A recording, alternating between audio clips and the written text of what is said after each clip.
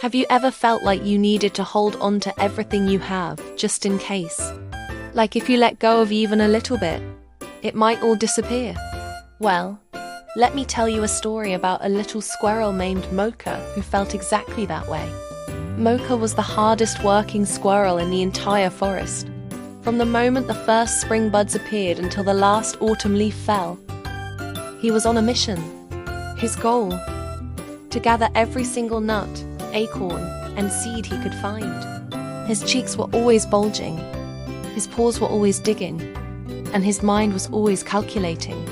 He built a fortress of food inside his hollow tree, a mountain of provisions that could last him not just one winter, but maybe 5. Mocha trusted no one. He saw every other creature as a potential threat to his hard-earned hoard.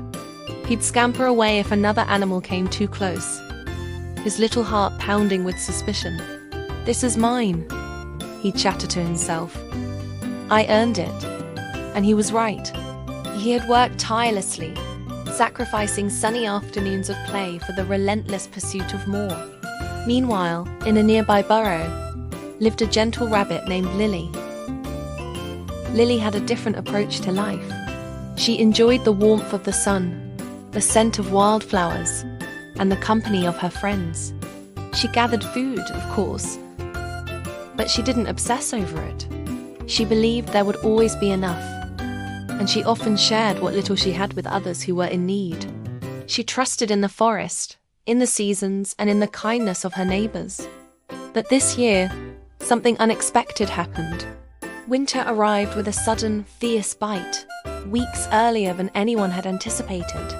A thick, heavy blanket of snow fell overnight, covering the entire forest floor.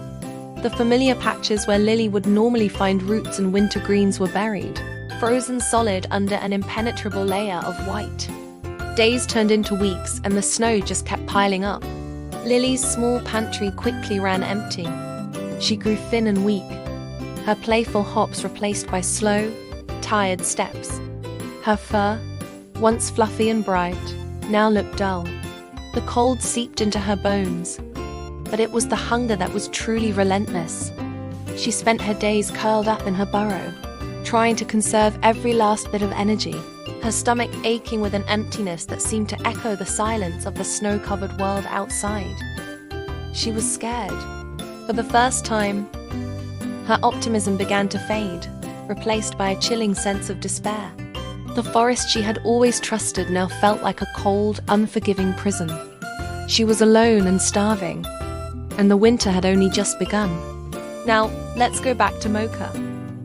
While Lily was shivering, Mocha was sitting in the cozy warmth of his tree, surrounded by his magnificent mountain of nuts. He had more food than he could possibly eat. He was safe, he was warm, and he was by all accounts successful. But as he sat there, listening to the wind howl outside, a strange feeling began to creep into his heart. It wasn't hunger. It wasn't cold. It was something heavier. Something he hadn't prepared for. Guilt.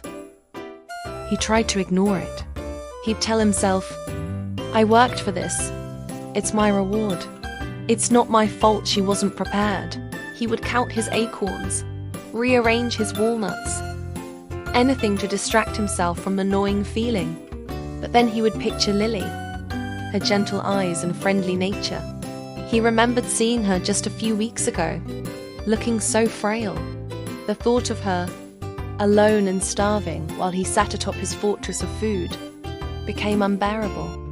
The guilt was a heavier weight than any bag of nuts he had ever carried. He was faced with a choice. Sharing meant giving up a part of his security, the very thing he had worked all year to build. It felt like a huge loss, a betrayal of his own hard work. But the thought of letting Lily suffer, of knowing he could help but choosing not to, that felt so much worse. It felt wrong.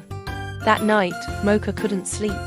The magnificent pile of nuts that once brought him so much pride now seemed to mock him. What was the point of all this food if it only made him feel empty inside? Finally, he made a decision. Under the pale light of the moon, Mocha pushed open a large walnut and began rolling it out of his tree. then another, and another. He gathered a small pile, a significant portion of his stash, and began the difficult journey through the deep snow to Lily's burrow. When he arrived, he gently pushed the nuts towards her entrance. Lily, hearing the faint noise, weakly poked her head out. Her eyes widened in disbelief when she saw Mocha, the reclusive squirrel, with a gift of life-saving food. They didn't need words. Her grateful gaze said everything. From that day on, Mocha brought food to Lily every single day. They survived the long, harsh winter together, sharing stories and warmth in the quiet stillness of the snow. When spring finally arrived, melting the snow and bringing life back to the forest, something miraculous had happened. Mocha's old oak tree, the one that housed his hoard, bloomed with more vibrant leaves and blossoms than ever before. It stood taller and stronger, as if nourished by his act of kindness. And as he watched Lily, now healthy and hopping happily in the new grass, Mocha understood something profound. Food keeps you alive, yes, but kindness is what makes life worth living. He learned that sharing doesn't diminish what you have. It multiplies the warmth and creates something far more valuable than a pile of nuts. It creates connection, community, and a richness that fills the heart in a way that no amount of hoarding ever could. Thank you so much for watching. If this story resonated with you, please hit that like button and subscribe for more content that hopefully warms your heart. See you in the next one.